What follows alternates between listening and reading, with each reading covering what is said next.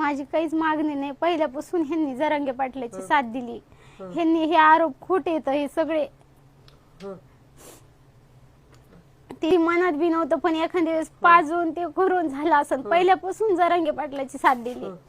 पहिल्यापासून एकदम बैलगाडी ओढीत नेली. ह्यांनी कधीच साथ नाही सोडली. आम्ही जेलमध्ये होतो त्यावेळेस म्हणायचे जरांगे पाटलाला काही बोलू नका, काही बोलू नका. ह्या पिऊन पाजून त्यांची पिण्याचा ना त्यांना पाजून महिनाभर असं नुसतं दारू पाजित होते.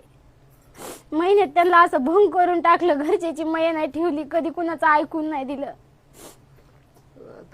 तसं कधीच मनात नव्हतं. पण आता दारू पाजून एखाद्या वेळेस शब्द चुकत असते त्याची मी काय गॅरंटी देऊ. पण त्यांच्या मनात तसं कधीच नव्हतं. त्यांना खोटे आरोप झाले त्यांच्यावर. पिऊन एखाद्या वेळेस बोलले असते ते. त्यांना दारू पाजून हे प्लॅन केलाय सगळा. हे जरांगे पाटलाला कधी सोडित नाही. तर इथं घरी पण ते पूजा करते. तर त्यांच्या मोबाईल मध्ये बघा फोटो त्यांचेच, स्टेटसला फोटो पण त्यांचेच. माझ्या मुलाला पण पाटलाचं नाद बघा. आमच्या कपाटाला पण फोटो त्यांचाच. सगळ्या जीवनात फोटो त्यांचा. पहिल्यापासूनचे मेन कार्यकर्ते हेच इथं. ह्यांचा प्लॅन केलाय. माझ्या नवऱ्याला ही शिक्षा आहे ही सगळी.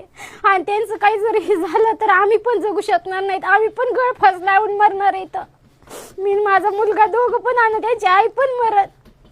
आम्ही हे आमचं सिद्ध करत होतं. आणि आमच्या घरी रुपये पण आणलं नाही. आमचं घर बघा. मी रोज कष्ट करते, रोज मंजुरीला जाते. मुलावर माझा आरोपच केलाय. असं ते सर्व त्याचं सर्व जरांगे पाटलाच आहे सगळं. सर्व ते जरांगे पाटला कोणच बोलवते तेव्हा असं कुणाचं हे करीत नाही.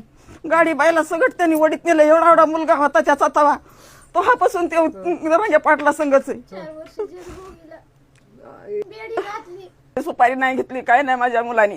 घरी रुपये आणत नाही. लेकराला लेकरू म्हणत नाही. दिवाळीला बायकोनी त्याच्या कष्ट करून 7 वाजता बाहेर पडती लोकांची मंजुरी करायला. कापूस याचायला 1000 रुपयाचा कापूस असला. लेकराला कपडे आणले तिने दिवाळी दिवशी. एकुलती एक लेकरू म्हणून शनी आमच्या मुलाला न्याय मिळावा एवढंच आहे आम्हाला. आम्हाला कुणाचं काही नको.